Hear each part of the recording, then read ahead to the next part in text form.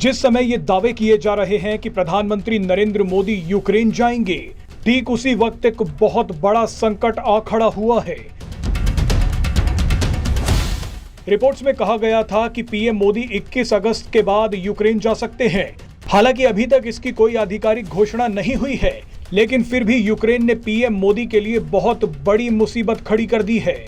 दुनिया भर के देशों का मानना था कि रूस का दौरा करने के बाद पीएम मोदी यूक्रेन जाकर एक बार फिर जंग रोकने की बात करेंगे, लेकिन पीएम मोदी की यात्रा से ठीक पहले यूक्रेन ने पहली बार रूस के 10 किलोमीटर अंदर घुसकर एक बड़े इलाके पर कब्जा कर लिया है। दूसरे विश्व युद्ध के बाद ऐसा पहली बार हो रहा है जब रूस की जमीन पर विदेशी सेना का कब्जा हुआ है, वो भी पीएम मोदी की यूक्रेन यात्रा से पहले। इस बड़ी घटना के बीच रूस का भी एक हैरान कर देने वाला बयान सामने आया है। पुतिन ने पीएम मोदी की संभावित यूक्रेन यात्रा से पहले बहुत बड़ा ऐलान कर दिया है।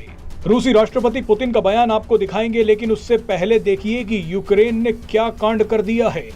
यूक्रेन ने रूस के कुर्स्क इलाके में एक बहुत बड़ी जमीन पर कब्जा कर लिया है।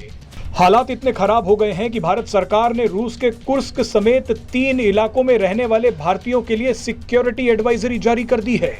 डर है कि रूस अब भयंकर पलटवार करेगा, कुर्स्क इलाके से यूक्रेन को धकेलने की पूरी कोशिश करेगा। एक नई और भयानक जंग शुरू हो सकती है। बहरहाल इस खतरनाक स्थिति के बीच पहली बार पुतिन ने प्रतिक्रिया दी है।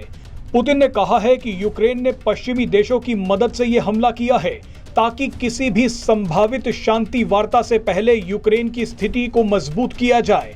पुतिन जानते हैं कि पीएम मोदी यूक्रेन जाकर जंग रोकने की बात कर सकते हैं।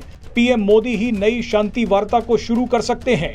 ऐसे में खुद को मजबूत दिखाने के लिए यूक्रेन और पश्चिमी देशों ने पूरा खेल ही पलट दिया। अब अगर शांति वार्ता होती है तो यूक्रेन रूस के सामने नई शर्तें रखेगा।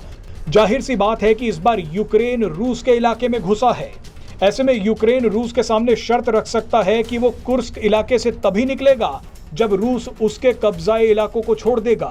कुछ एक्सपर्ट्स का मानना है कि पीएम मोदी एक नई शांति वार्ता शुरू कर सकते थे, लेकिन आखिरी समय में यूक्रेन ने जानबूझकर रूस पर हमला कर दिया, वो भी पश्चिमी देशों की मदद से, ताकि भारत और रूस दोनों पर दबाव बन जाए।